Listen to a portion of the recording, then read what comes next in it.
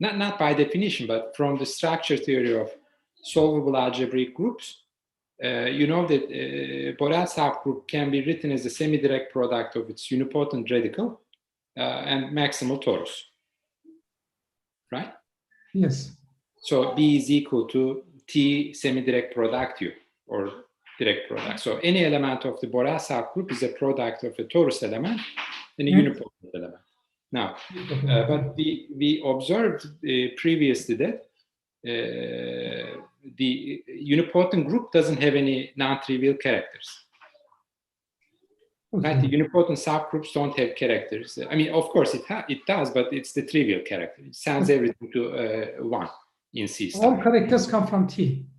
Exactly. So the characters of Borel subgroup are the same as characters of the characters of its maximal torus. Before any further, so then at that point, I am asking myself, why do I have to worry about U? I can just take T, take the characters, and I do that discussion, represent over the Lie algebra, and go through your discussion. What happened? Where are you using this? Yeah. I made a silly mistake at the beginning of the talk last time, and then I corrected in the middle of the talk. I was trying to construct the root systems. I said, let's call a character a root if there exists a one parameter subgroup from additive group to G that has that conjugation property, right? Yes. So this automatically you see that because that one parameter subgroup comes from an additive one-dimensional group, it has to be unipotent. Its image has to be a unipotent subgroup. Okay. So you see from the beginning, you have to have unipotent subgroups in order to be able to talk about roots. So, I mean, I cannot use, let's see, I cannot talk about one parameter subgroups if I didn't have unipotence. Is that right? You can always talk about one parameter subgroups, but in order to be able to define the notion of a root, you need unipotent subgroups. In fact, the one parameter subgroups we considered are the one parameter subgroups that went from the additive group of the field to inside of B, the Borel subgroup. So, in fact, those additive subgroups, one parameter subgroups, defined as the positive roots of our root system. And B was written as a product of these one-dimensional unipotent subgroups times the maximal torus. All of those one-dimensional unipotent subgroups that appear in B are uniquely determined by positive roots. I mean, each one-dimensional unipotent subgroup of B comes from at least in the decomposition of the Borel subgroup as U times T, it comes from a positive root. So positive roots can be thought of in some sense as those atomic pieces of the unipotent radical of the Borel subgroup. Unipotent radical of B is product of those one-dimensional unipotent subgroups. These are precisely the images of the one-parameter subgroup that comes from additive one-dimensional. So it is. You cannot separate the discussion of the root systems from unipotent elements. And then, so it goes from there essentially. But I mean, if I had a semi-simple group, then I never worry about it. I just go ahead and represent G to the algebra, and then go to discussion from there. Make the discussion from there. But you see, the distinction between semi-simple group and reductive group, I mean, it is artificial in the following sense. I mean, it's not artificial, but it's just a central torus. The difference between a semi-simple group and a reductive group is that some torus factor. Yes. And root systems of these objects are equal. So if you ignore that central torus, then you get the same root system. So it is. So that was my question. So same thing works for the semi-simple. Yeah, so Yeah. that was my question. Why do I have to worry about in representation theory this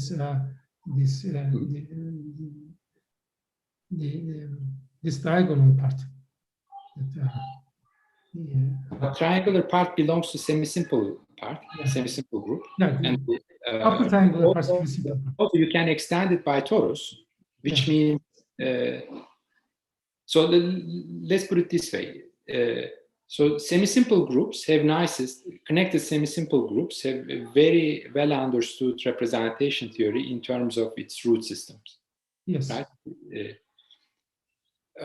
But it is not the largest family of groups that you can have the pleasant property of decomposition into irreducible sub-representations. The largest family that has that property is the family of reductive groups. So from, again, representation theory viewpoint, studying reductive groups is extremely natural. Okay. In addition, if you complexify compact linear groups, you get reductive groups, not necessarily semi-simple groups. Did you say when you complexify it? Yeah. I see. Right, so you don't just get semi-simple groups from complexification of compact Lie groups, you get reductive groups. So you have to consider reductive groups anyway to really fully understand the compact linear groups. In fact, their representation categories are the same. I mean, the reductive groups and compact linear groups have the same representation category. And now the Borel group also enters into picture in a very geometric and natural way because if you take a character of the Borel subgroup, you can construct a line bundle on the flag variety G mod B. G over B, yeah, that's a flag variety of G over P. So G over B is the flag variety of G. If you take P is a subgroup that contains B, then G mod P is a partial flag variety. And the partial flag variety has similar property, but the line bundles that you construct from there are essentially, you can put the Picard group of G mod P into the Picard group of G mod B, injectively. I see. So the largest quotient that you can get, the whole representation theory is G mod B. I see. So, and for every character of B, there is a line bundle on G mod B, and the global sections of that line bundle is the irreducible representation. If the weight, so see, you have to start with the dominant weight of the Borel subgroup, dominant character of B. Then the corresponding line bundle is the property that the global sections is a irreducible G mod. And all of them. And all irreducible. It's a beautiful thing. You know, we should explain this one package. I think, yeah. But it is. I already explained. In some sense, you just need to stare at it a little longer. Yeah. Okay. Okay. So I'm taking too much time. So you go ahead with your formal part of your lecture. All right. So let me start with something closely. Actually, today I wanted to talk about classification, and for that I need to discuss a little bit about the valuations, geometric valuations that live on the spherical varieties or spherical homogeneous spaces. But so first, let me remind the critical exact sequence that I partly mentioned last time. So recall. Let G mod H be a spherical homogeneous space.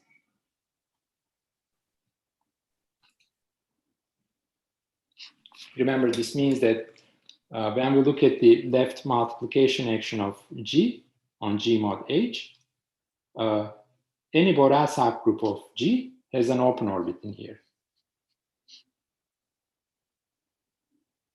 H is not a specific subgroup, any subgroup, right? So let's take this to be a closed, any algebraic subgroup. Okay. Closed subgroup here. And I call the homogeneous space spherical if the one of the Borel subgroups of G has an open orbit in the quotient, in the homogeneous space. If there is one, all of the Borel subgroups has the same property. So now, last time I introduced the B semi-invariants, right? So we looked at the rational functions on G mod H with the property that when B acts on that rational function, there is a character of B that scales that function. So this was F in K G mod H such that B times F is equal to chi, where chi is a fixed character of B. Sorry, chi B, F for every B in B. So these are the essentially eigenvectors of the B action on G mod on the field of rational functions. Eigenfunctions or eigenvectors.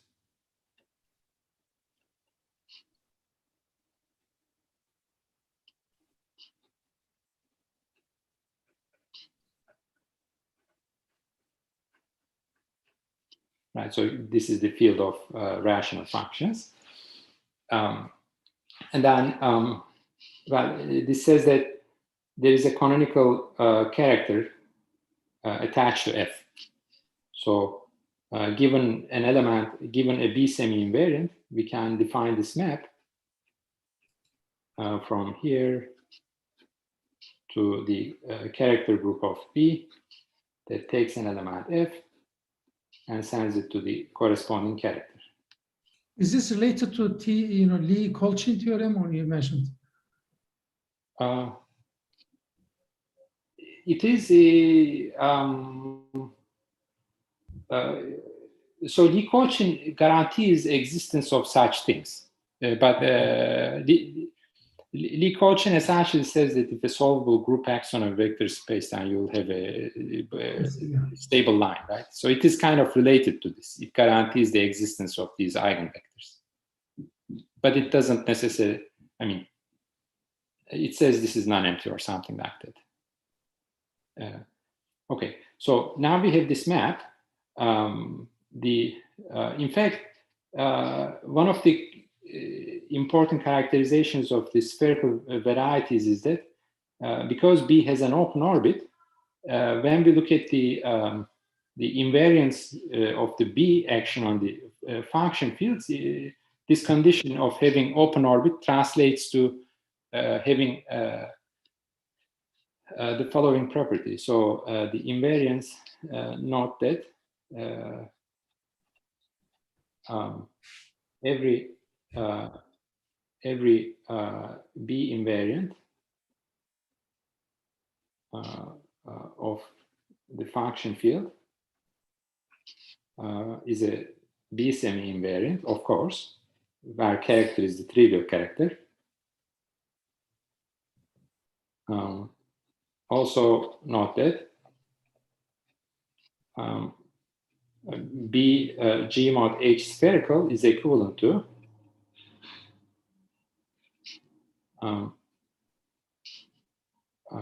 the invariant ring, the invariant rational functions consists of constant functions only.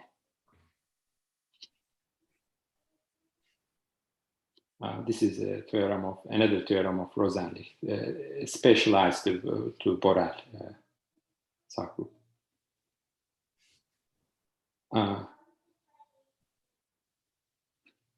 From mid 50s again. So in particular, when we look at this map, the kernel for spherical varieties, the kernel is the invariant. So we get a short exact sequence.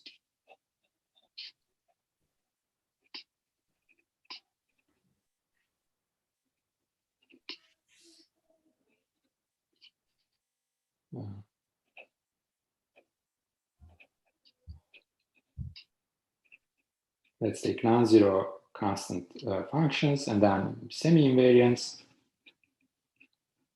And then we have this map R going to the characters of B. Okay, so essentially the difference between B semi-invariants and the characters is just constant functions for spherical varieties.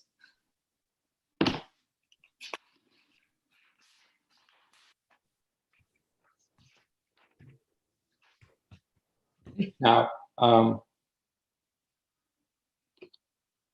so let's put this on the side. And now I'd like to discuss valuations of the function field G mod H.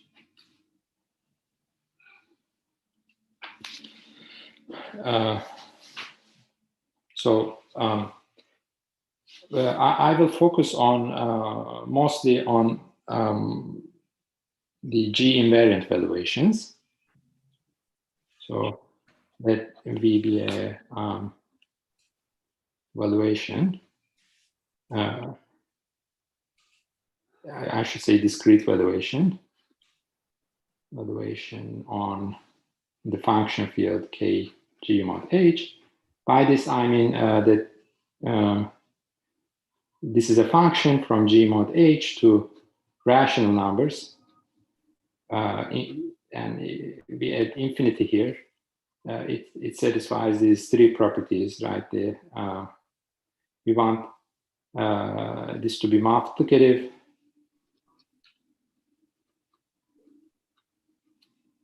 To additive.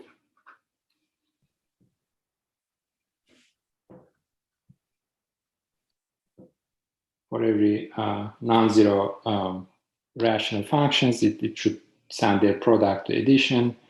And then if we look at its value on the sum of two guys, it should be greater than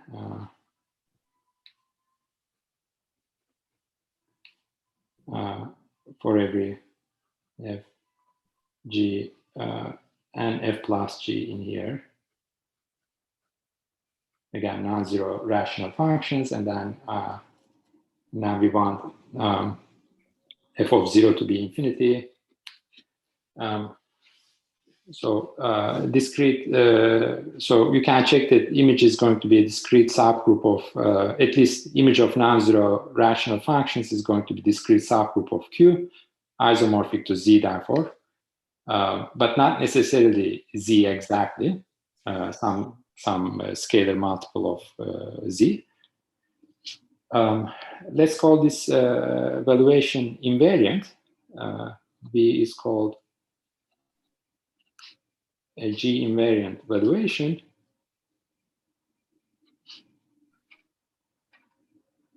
If V of G dot X is equal to V of X for every G in G and X in G mod H.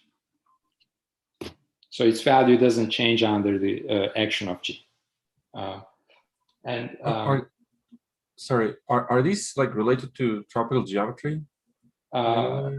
Yes. Yeah. I mean, in tropical geometry, I'm a learner of that topic. I'm not an expert, but as far as I understand, tropical geometry is concerned with mostly with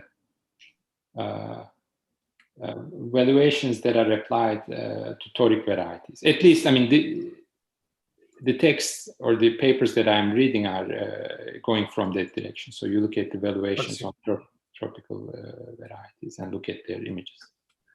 Mm-hmm. So and now Okay, so where does this valuation come from? From a geometry perspective? Well, if we have a normal variety, so a brief reminder, if X is a normal algebraic variety, then for every prime irreducible codimension one subvariety, let's call them prime divisors, for every prime divisor D in X, the local ring of D is a discrete valuation ring, is a DVR. This means that there exists a discrete valuation like that on the function field of X, and the non-negative values of the discrete valuation is precisely this DVR. Let's call this ODX, the local ring. This means that ODX is of the form O sub V, where this consists of rational functions on X, such that V of F over G is non-negative for some discrete valuation V of this function field of X. So this is defined by something like the degree of vanishing of G, or yeah, exactly. So exactly. So if you have a divisor, arbitrary divisor, you can define. So if this is a prime divisor,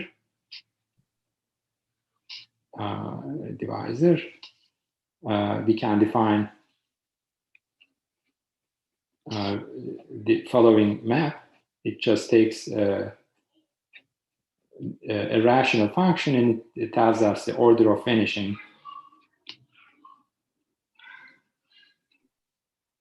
of F on D. So here F is a rational function. Okay, so every order of vanishing function defined by a prime divisor is actually a discrete valuation on a normal variety.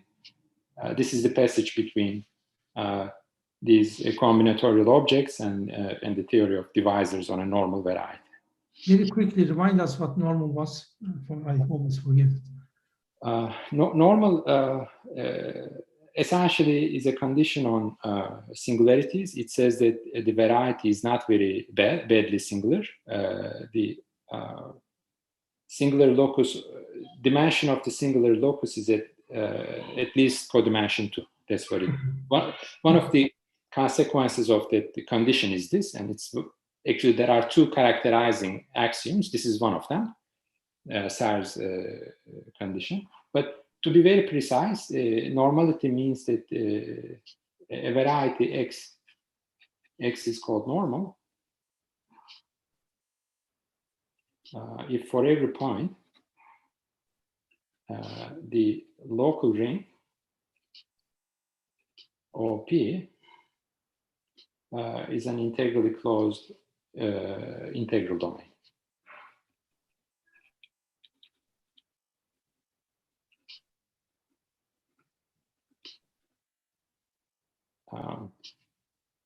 So integrally closed in its fraction field. So things don't quite escape from this local ring. If they satisfy some polynomial equation, then they have to belong to this thing, essentially.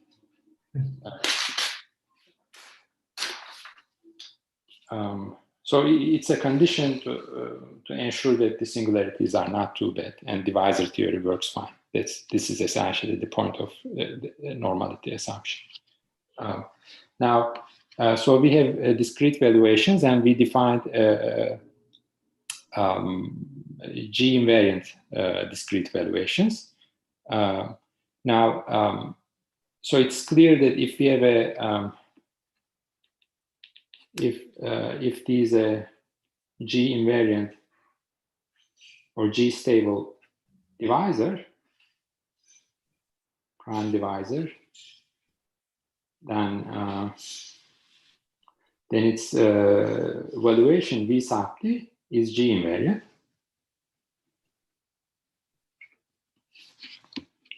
And conversely, if you take a G invariant divisor, we can find a closed subvariety. And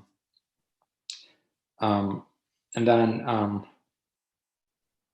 okay, so let me back up here. I said that we can associate to any G stable prime divisor an invariant valuation, but we could also do this for any closed subvariety of X.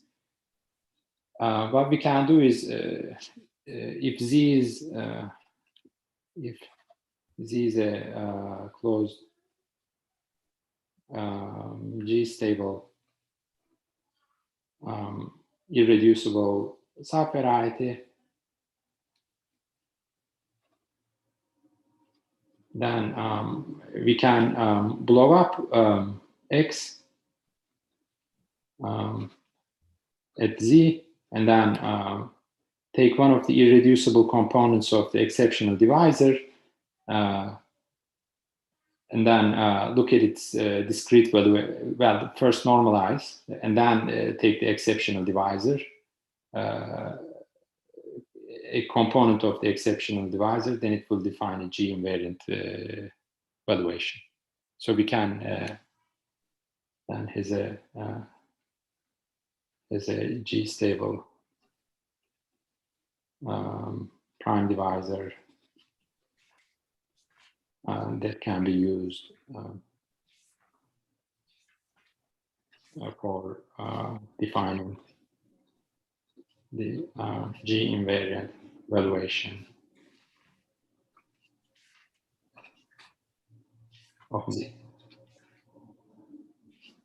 So this way, in a sense, we go between G stable subvarieties of a given variety, and then these discrete objects, discrete valuations, invariant discrete valuations. Okay. Now I'm going to denote this set of all invariant G invariant valuations by G mod H. So this is so let me define this as the set of G valuations. This means that V is a G invariant valuation, and it comes from a divisor in some model of G mod this function field.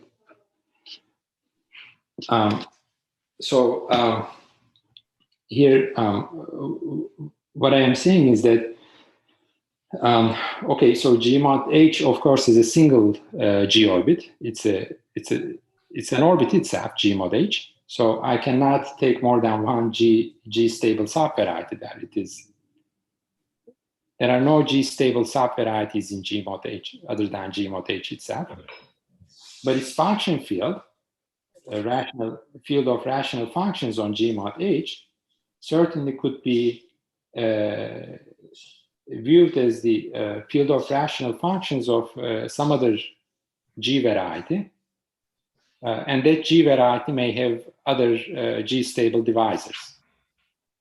Because underlying field doesn't change by viewing that field of rational functions as for other varieties, I can always ask or insist on finding a divisor in some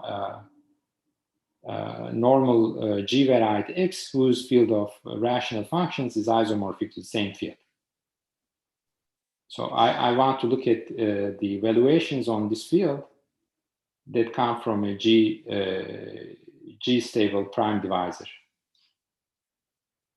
Okay, so this is in some sense a birational invariant here. Instead of just looking at G mod H, I just said, look at its field of rational functions.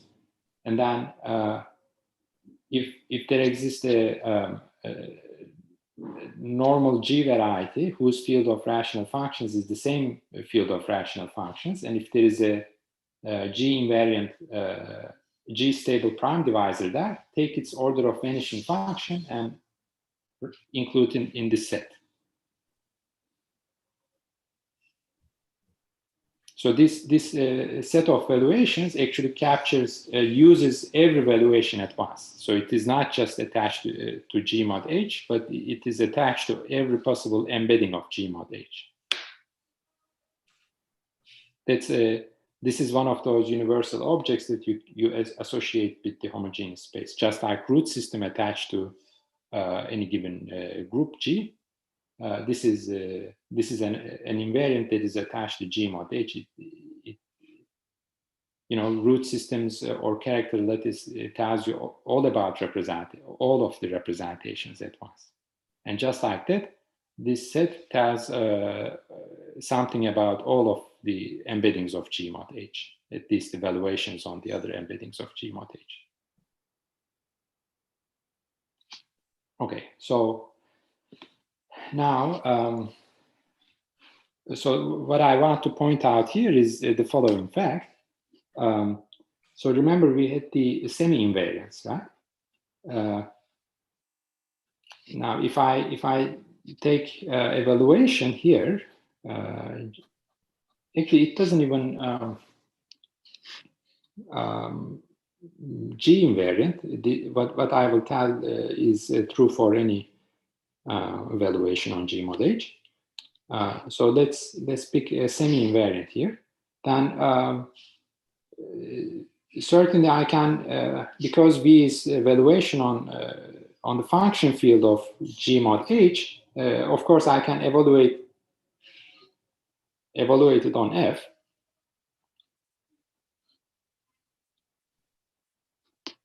So I have this rho function that takes a rational function and I evaluate it on a fixed valuation.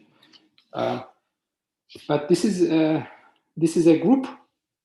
This is a subgroup of the character group of B.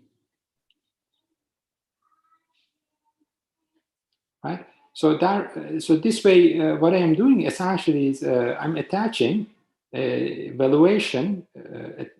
I'm attaching a character to this valuation, rather not a character, but the linear function on the characters on the semi-invariance. So this way, we define or attach a linear functional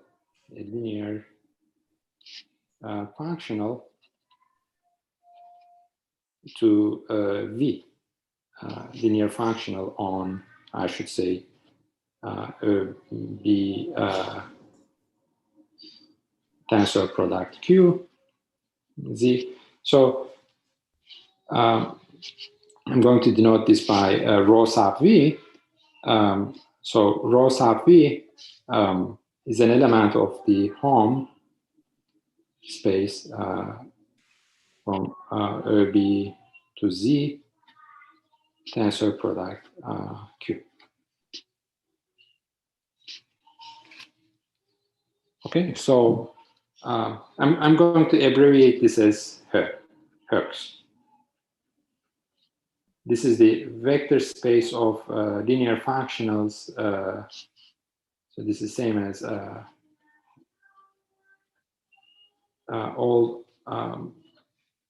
linear functionals, z-linear functionals from a character group of P to rational numbers. I will denote this by Hertz.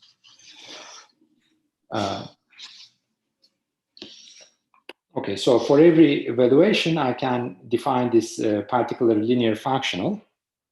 And now,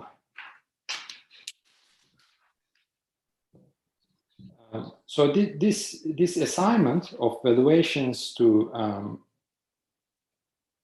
evaluations on G mod H to, so this assignment in general is not a very nice map. Let me say it this way. It's too arbitrary. Sometimes it may look like that, but we can restrict its domain to certain G valuations, and then it becomes an injective map. So actually, so in here I already, even though I explained it for arbitrary valuation, I started with G invariant valuations, and this is injective on these particular valuations. So let me introduce a new notation just to distinguish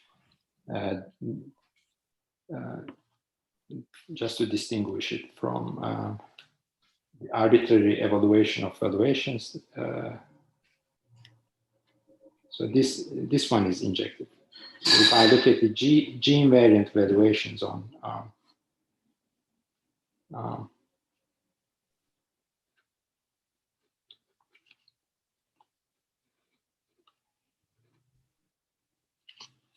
this is injective.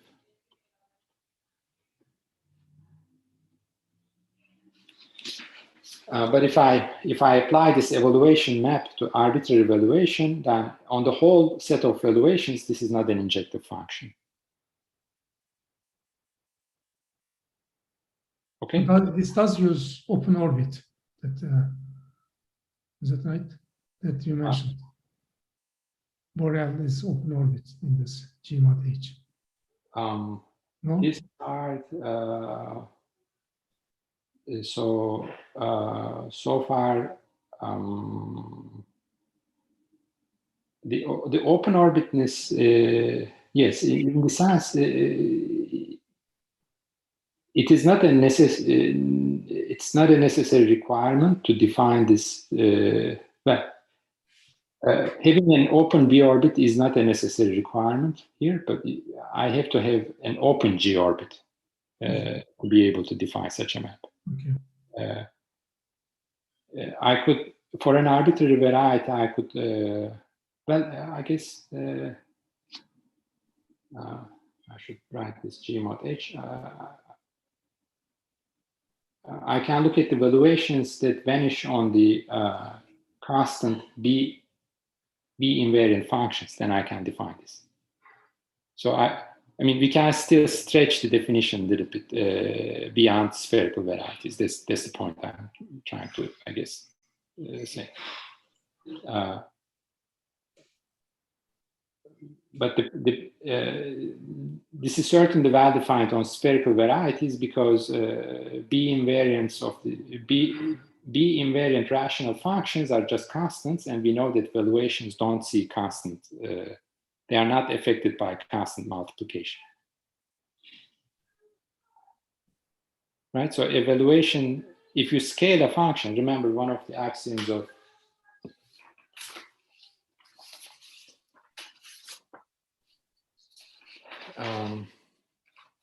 here, so this can be used to show that V vanishes on the constants, because take V of 1, this automatically implies V of 1 is 0, right? 1 times 1 is 1. 1 plus 1 is this, so they cancel, so V of 1 is 0. So then using that, I can show that it will vanish on all constants. on constant. So if I scale a function, a rational function by a constant function, then it won't change. I'm embarrassed to say I already forgot definition of the spherical variety. Yeah, it has an open B orbit. We open the orbit, yes, okay. Equivalently, this is a theorem though, this equivalence. There are only finitely many B orbits. Yeah, okay, thank you. Yeah. So because we have an open B orbit, we can basically restrict our attention to functions on that open B orbit. Okay. Now, so this is a observation due to Luna and Woost from early 80s, and many proofs of this are found, and many, meaning one or two. And the most recent and modern one is nice. The injectivity of this follows from a like general machinery that Knopp set up later on. Okay, so this is going to play a fundamental role for the classification. This because this captures all equivariant embeddings of G mod H at once. It doesn't have all the information about embeddings, but at least this tells you that this is a natural space that controls all, has some bearings on all embeddings of G mod H. Okay, so now I want to go back to embeddings and introduce several terminology about embeddings. So first of all, by an embedding, I mean the following. An irreducible G variety X is called an embedding of the homogeneous space G mod H if X is an open G orbit, if there is an open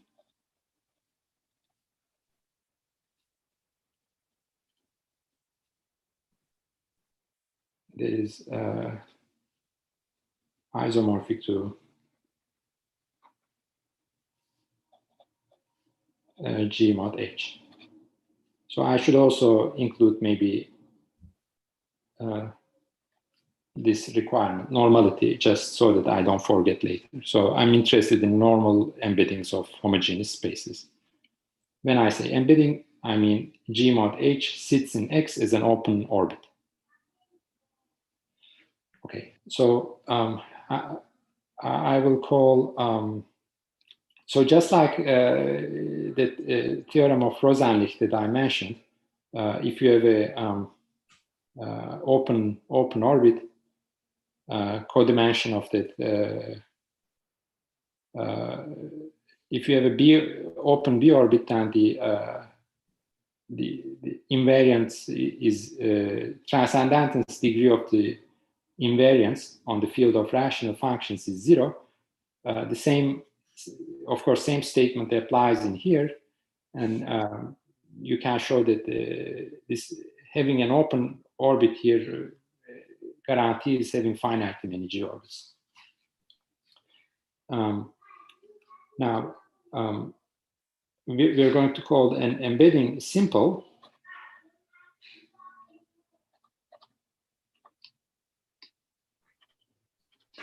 A simple embedding of G mod H if X has a unique closed G orbit.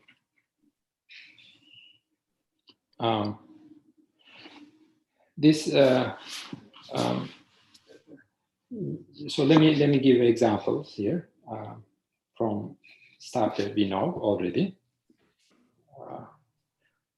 Let X be a toric variety. Let's assume that it's an affine toric variety.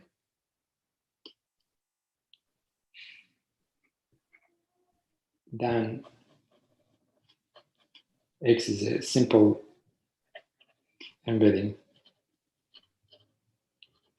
of a torus, of its open torus, of its open orbit. Toric variety meaning that there is an action of complex torus with open orbit. Is that right? Yeah. So let's define them that way. So let T be a torus, complex torus.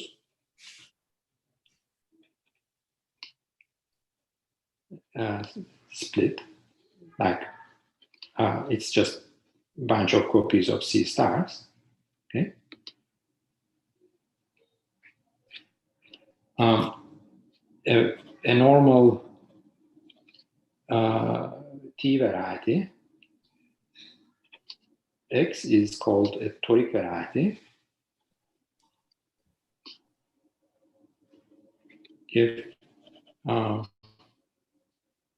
there is an open T orbit.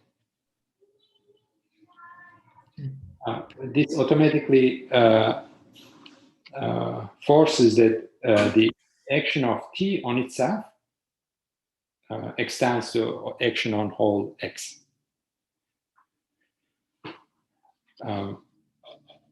And we know that such objects are classified according to certain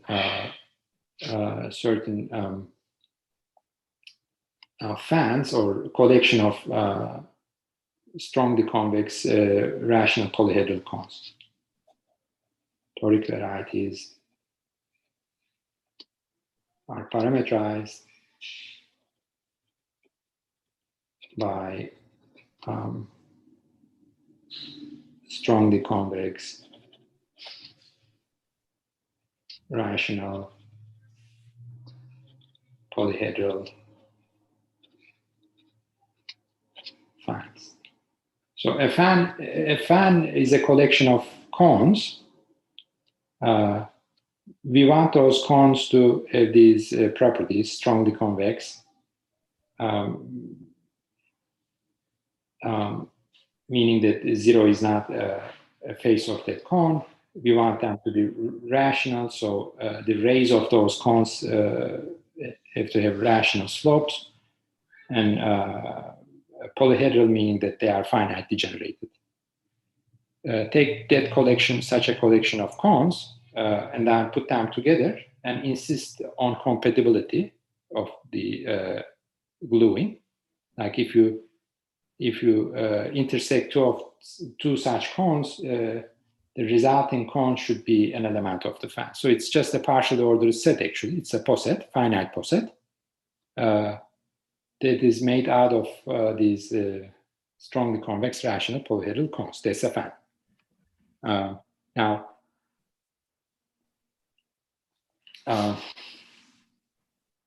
the theorem, the example here, what I'm saying here is that,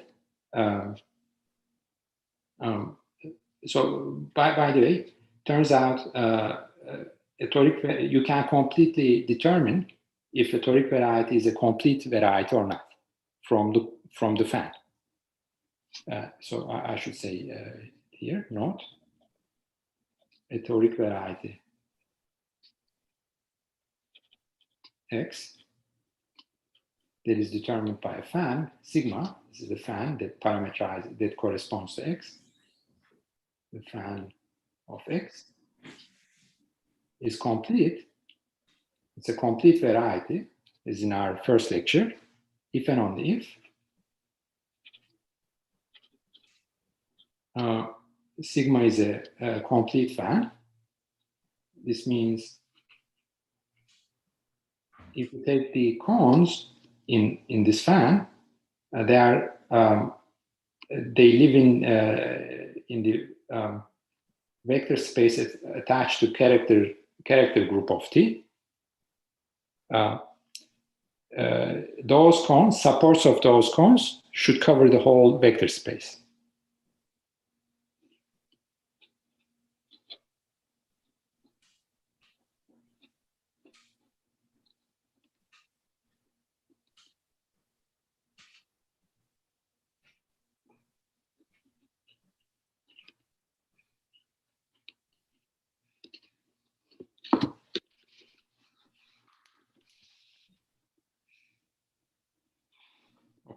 So complete fans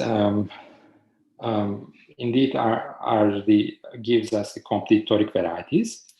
Now, what I'm saying here is that if you work with an affine toric variety, in that case, the fan consists of a single cone and all of its faces.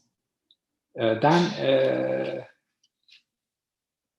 it's so if it's affine, then it's simple. So if the fan of a toric variety is a single cone and all of its faces, then it's a simple embedding. There is unique closed orbit. Every affine toric variety has a unique closed T orbit. When you look at the complete varieties, complete toric varieties, then you get to see fixed points, torus fixed points in the toric variety. And those fixed points are determined according to maximal cones in the fan.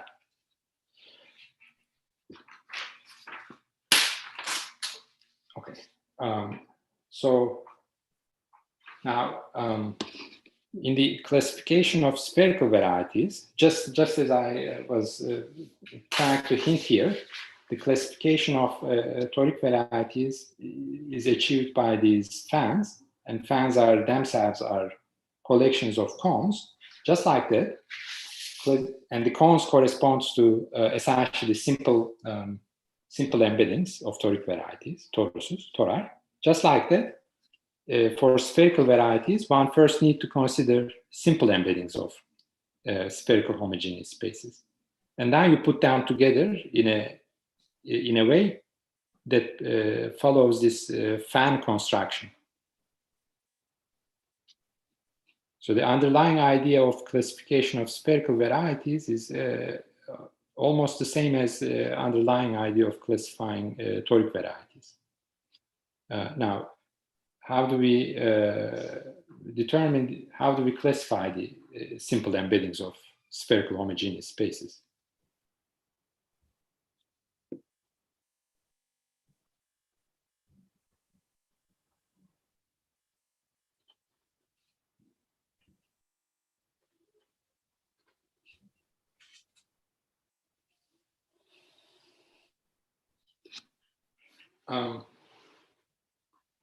Then here, what we do is, so we have this G mod H here, right? This is the open orbit. So let's say X is a simple embedding.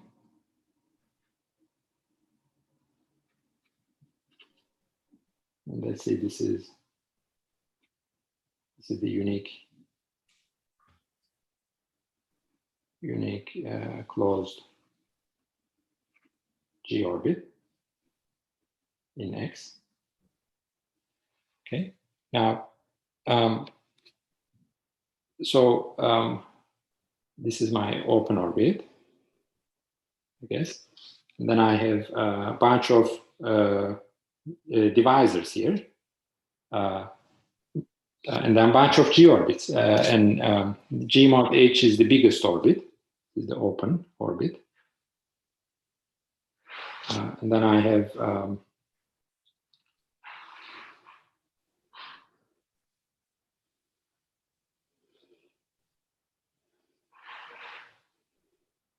this is just for illustration purposes. Don't take this picture very seriously. Why do you say it's unique closed? Simple. I took simple by definition. Okay. Now, these are G orbits, and here around this open orbit, I have nearby codimension 1 G orbits.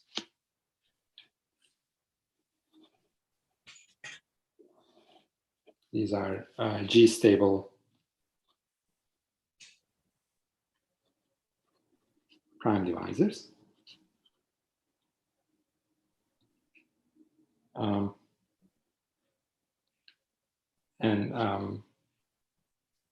Okay, so Now, of course, each of these G-stable prime divisors give us a G valuation, and that the images of those G valuations live in the vector space Herx, or Her G mod H. Right? So for each of these,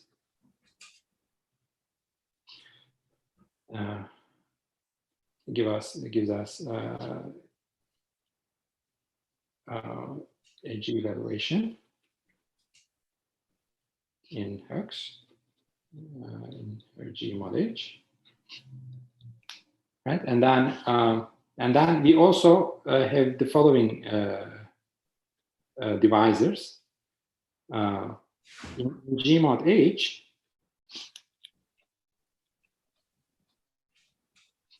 we have an open B orbit.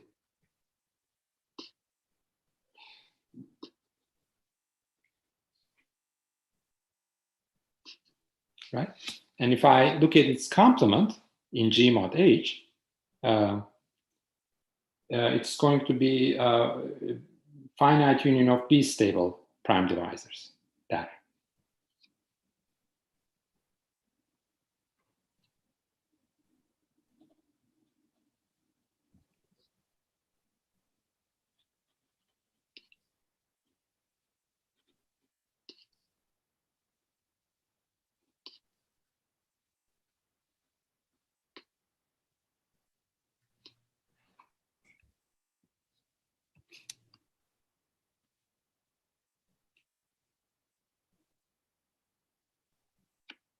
Right, so so far the picture is this.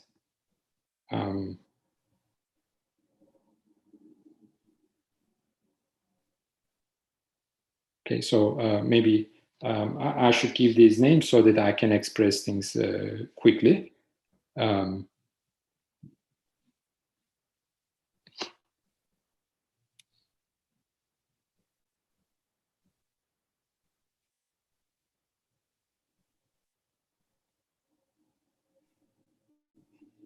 Okay, so now I'm just going to write down the names of these objects. So d of x, by d of x, I'll denote the set of B-stable prime divisors in X. And then let's denote by f of x the elements of d of x, such that the intersection, the open orbit,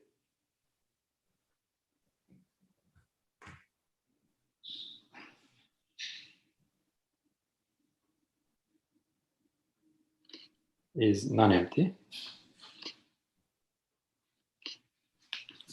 Okay, and then I'm going to write d sub y of x to be those B-stable prime divisors that contains the unique closed orbit of G.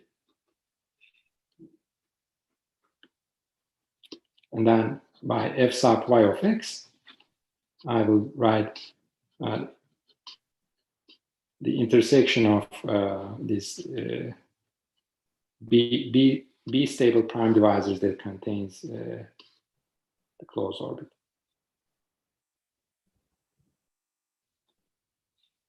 F of x. Okay. All right, so I'm going to call these colors.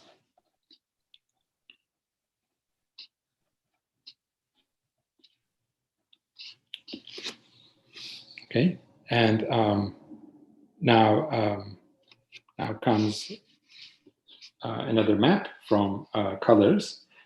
So just like we defined this map from G invariant G valuations to Herx, Her G mod H, I can still define restricted evaluation of valuations map to these colors. So define, now I'm going to denote by F. It's essentially the same map that attaches evaluation, a linear functional on the character group.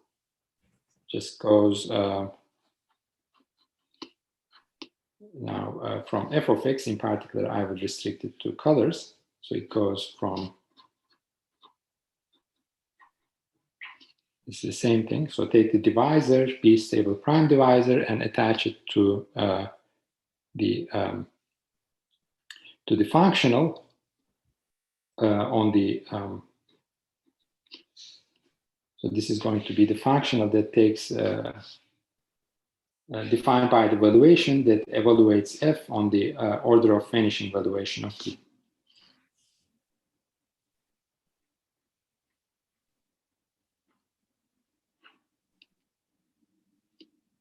This is the valuation, the linear functional defined this way. I should maybe remember I had that oh, that's enough. You understand what I'm trying to say here. So for this divisor, I have a valuation, and that valuation defines the linear functional here, and that linear functional is defined as follows. It comes from the evaluating the valuation v on the rational functions on G mod H. Okay, so now I'm going to define my final piece here, and that's the cone. So I will look at the following cone. This is the cone generated by images of this function f that I just defined, together with the other evaluation map that I defined. So E of t.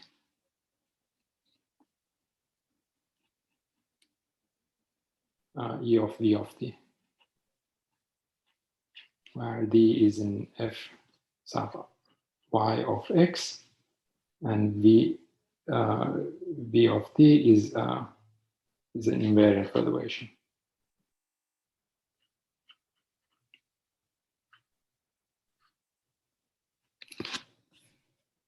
Okay, so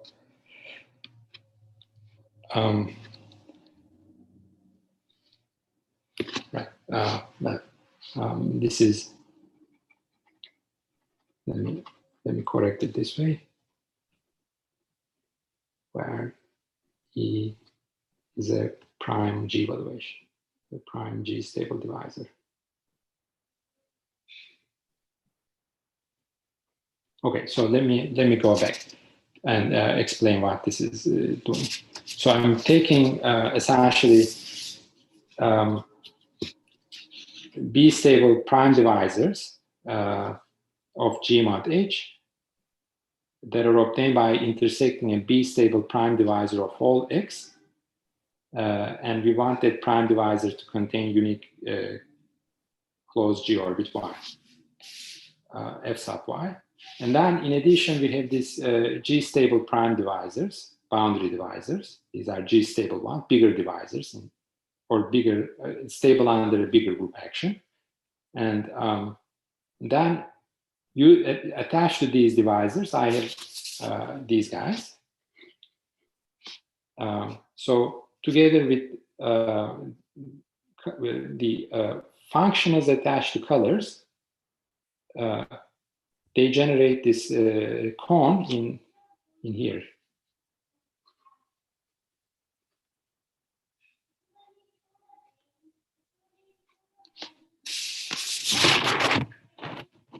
Okay. May I interrupt you for a second? Yes. So the exciting part of this thing is trying to get from open orbit to compactify it, right? Normally in practice, we see an open orbit G mod H, we want to compactify it, right? Yes. So you are telling us tools, building tools, so that we might be able to compactify it, wonderful compactification or something like this, right? Am I thinking. Yeah, exactly. Correct. So what I'm describing here is the canonical, I'm attaching a polyhedral object to a particular X doesn't need to be a complete variety, so I don't want to call it a compactification, but X is a particular embedding, simple embedding. Attached to this simple embedding, I'm describing a polyhedral object. I see, yeah. And it turns out this collection of polyhedral objects is in one-to-one correspondence with all embeddings, simple embeddings. Yeah. Of open orbit. Of the open orbit, indeed. Yeah. So if you give me an open orbit, will I be able to choose the completion of this, compactification of this from this? Yes. So indeed. Yeah, so indeed, it's the next theorem that I'm going to write down. It's the theorem I'm going to write down. So now, so what I have so far is that given X, the most like subtle ingredients here are this cone and the set of colors. So given a simple embedding, this is a polyhedral cone in here, and this is a set of divisors, B-stable divisors that that does contain the closed orbit.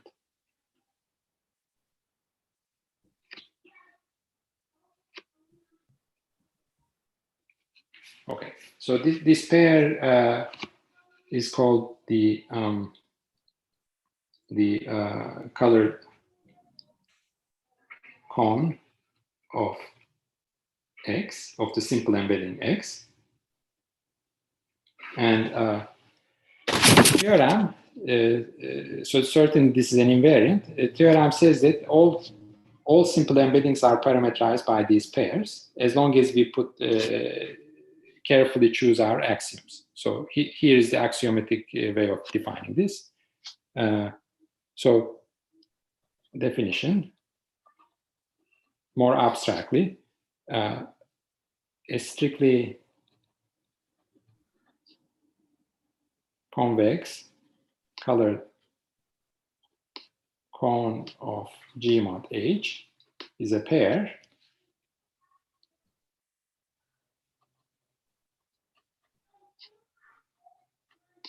where F is a subset of B-stable prime divisors.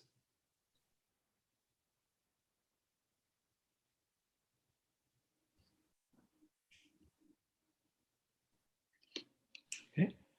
Such that one, I want this is C, okay? C is generated by the image of these colors. Again, these are called colors in a finite number of G valuations on G mod H or its function field. By the way, just a reminder, it's been almost an hour since the beginning of the formal part, but yeah, we can go ahead. Yeah, I'll be done very soon, I think. At least I can finish this and then tell a few interesting related results. But it can go into informal part, the interesting results. Yeah, absolutely. So the second condition is the relative interior of this cone intersects the G invariant valuations, G valuations. I should say image of this guy, of course, under that map E. And then finally, I want zero, so this cone to be strictly convex. This is strictly convex, and 0 is not in the image of colors. So if I put these three conditions on my pairs, on this cone and the set of colors, there is a unique simple embedding. There are simple embeddings of strongly convex, simple embeddings of spherical homogeneous spaces are in one-to-one correspondence with the strictly convex colored cones of G mod H.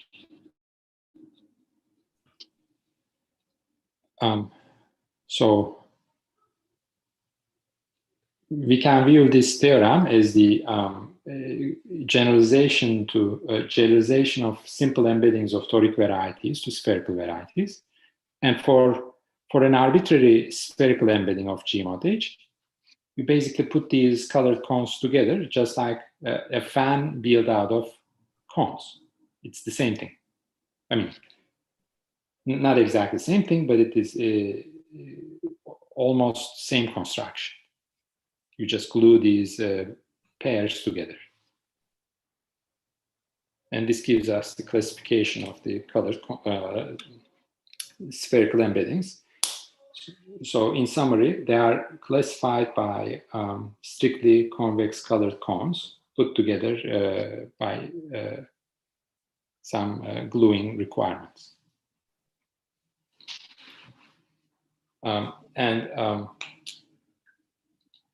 So I guess let me show you one very simple example. Simple without. I don't need to define too many things for this example, even though it is very subtle. Although we learned this in first year undergraduate. So if we view n by n matrices as an embedding of GLN, right? So GLN is open in here. So also GLN cross GLN acts on n by n matrices by two-sided action.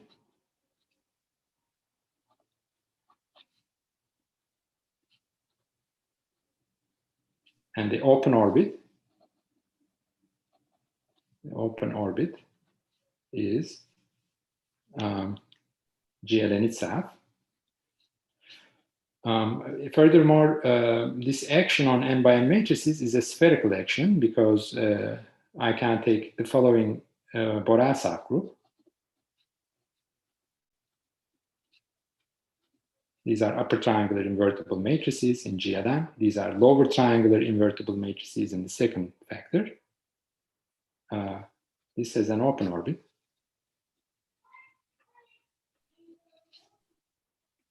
This is literally LU decomposition. Lower triangular matrices times upper triangular matrices gives us, any matrix can be decomposed that way. So that's the open orbit of B cross B minus.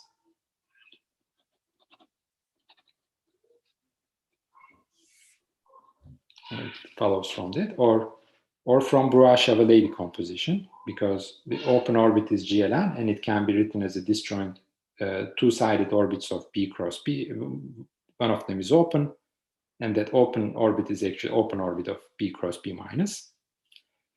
Now, we know that, again, from linear algebra, GLN, n by n matrices can be stratified according to ranks of the matrices, from rank 0 up to rank n.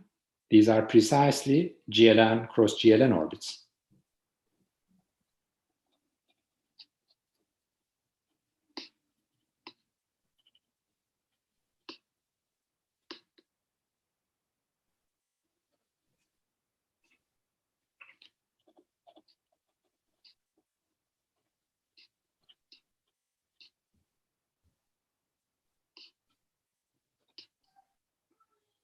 So in particular, we have n plus 1 orbits. We have GLN on the top. This is the open GLN cross GLN orbit. and then rank n minus 1 matrices.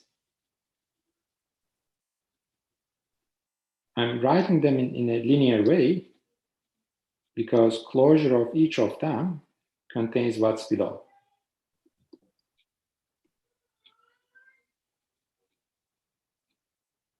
And the closed orbit here is the zero matrix, the single set of single matrices. Closure of this guy contains everything. In particular, determinant zero matrices is the closure of this guy. So this automatically tells you that which variety you're looking at. So these are our GLN orbits, and this is the unique closure of this guy, the unique GLN stable prime divisor here.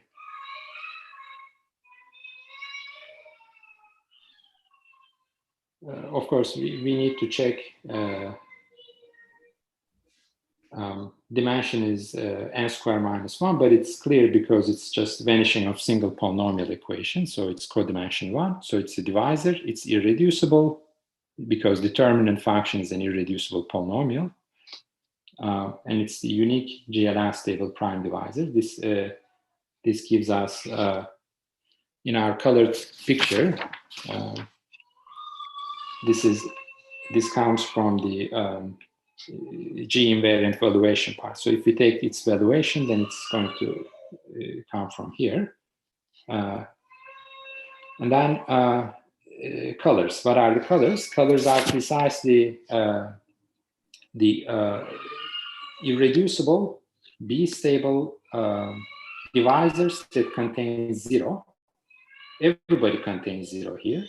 Closure of any group orbit in matrices will contain 0. So let me draw a picture and explain this thing. So for n equals to 2, for instance, 2 by 2 matrices, we are going to have 7 B cross B orbits. There are 7 B cross B orbits, and their containment relations are as follows.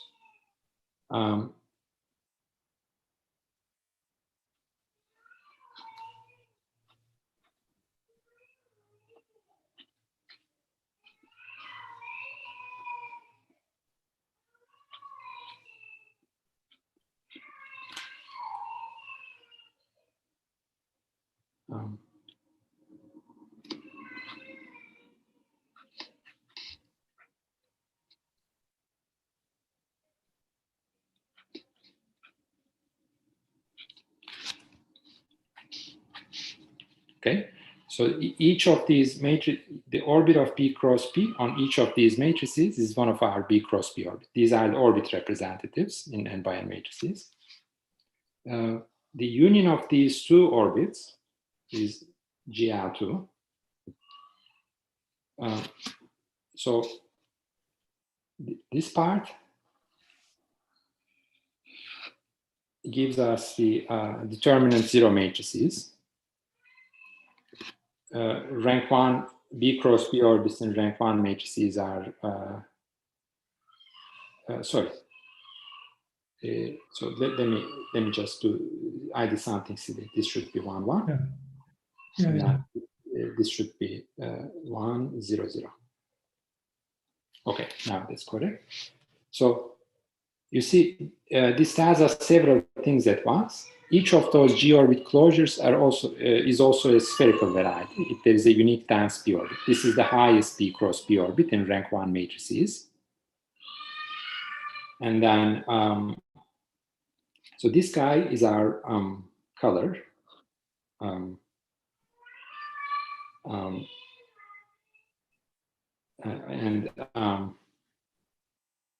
Sorry, this is our, so closure of this orbit is not color, but it's the G stable prime divisor. G stable prime divisor.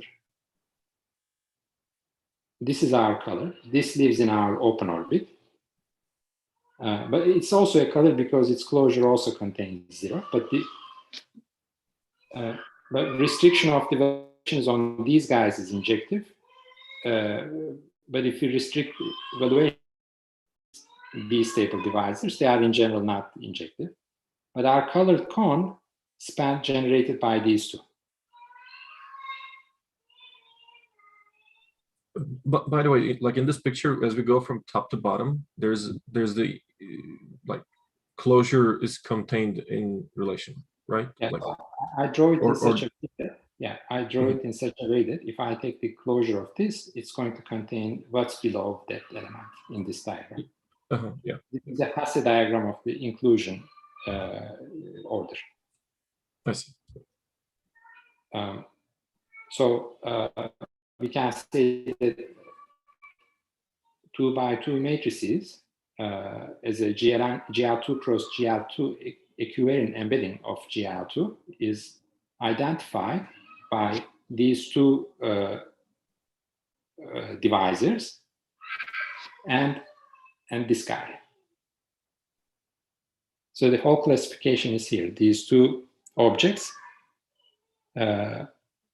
it gives us the classification. In fact, we can even ignore this one. This is enough for monoids, but I have to explain a little bit more, but we could recover this one out of here. So I should stop here for it, as far as at least formal part of the lecture is concerned. This is wonderful. You are telling us how to get all n by n matrices from GLN. Yes. Methodical way, you know, Yeah. the completion. Wow, this is fantastic. Yes. So that kind of explains how you compactify a complete. Yeah, indeed. Matrices is indeed a spherical embedding, spherical partial completion. It's not complete, but it's a partial completion. We attach some boundary to it, and boundary is really this. Is this the gist of wonderful compactification? Yes, indeed. This is how yeah, indeed, this is really how it goes. You identify the boundary data and boundary colors. Actually, it's funny. It's a simple embedding, but it doesn't have any colors. But its general construction, how it looks, is very similar to this one. In fact, you can obtain wonderful compactification of the group G from this kind of matrix construction. See.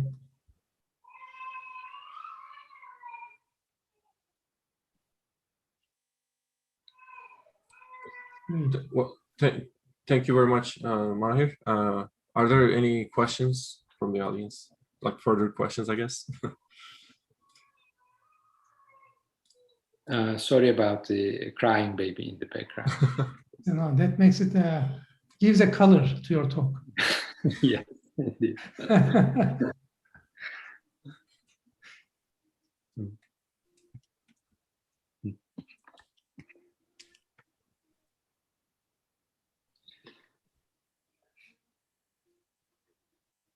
Yeah.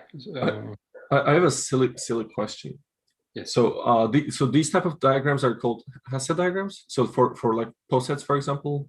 Mm-hmm. Yeah. Yeah. Like so is there a way to?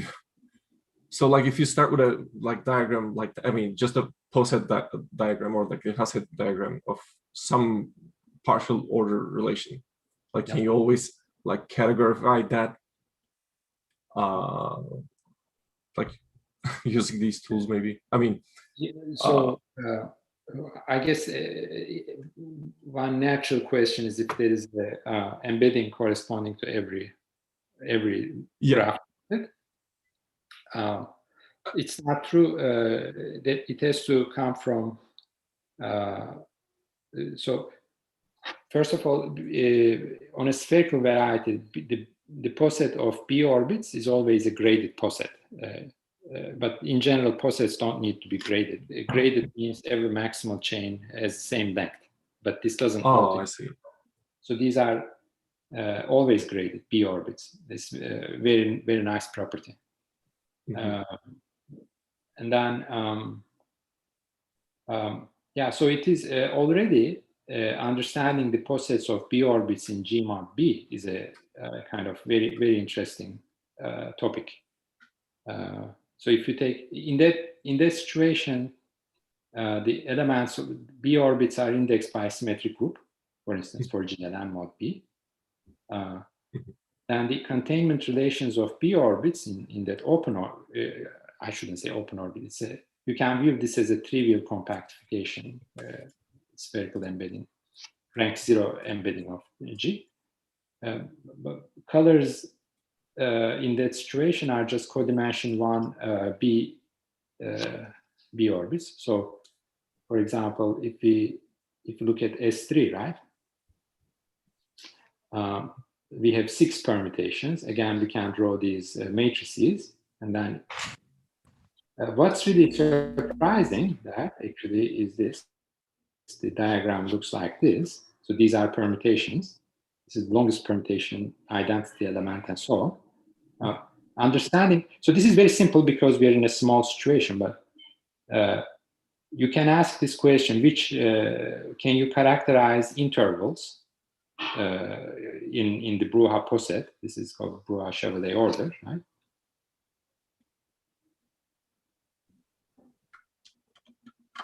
There's 3, and these corresponds to our divisors. Already here, characterizing the intervals is a challenging problem. It's not fully understood. It has a good geometric implication because it turns out each of these intervals gives you the structure, cellular decomposition of Schubert variety that is attached to top element there. And topology of the Schubert variety is determined by this interval. And even understanding those intervals is a complicated thing, not fully understood yet. I see. But yeah, so there are obvious obstructions to having such a diagram as the diagram of Borel orbit containment relation. It's not really clear. For the G orbits, in the spherical varieties, it's very surprising. They form a lattice, a finite poset, but lattice, meaning that if it's a simple embedding, of course, meaning that any 2 G orbit contains a unique infimum. Any pair of elements is an infimum and a supermum. I see. So that's so I see. So that's another sort of a condition on the yeah. So there are poset that we get from these simple. Yeah, exactly. Yeah. So you can ask characterization of the posets that come from G orbit inclusion relations, B orbit inclusion relations. But of course, you can't go lower than that because you lose finiteness. You have finitely many B orbits, but anything smaller than B may not have finitely many B orbits there, right? If you will always have infinitely many torus orbits, for instance. You can't ask this question. But for toric varieties, you can ask it, and that corresponds to fans, right? The T orbits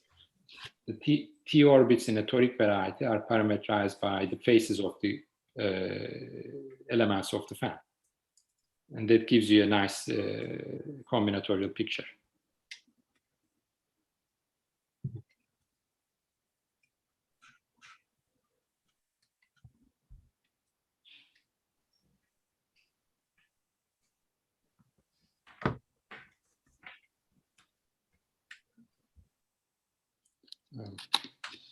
Any other questions?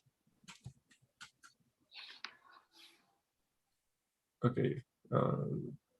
Thank you again, Mahir. So I guess we can stop streaming right now. And I want to thank Mahir for these wonderful lectures. That's great. Very stimulating.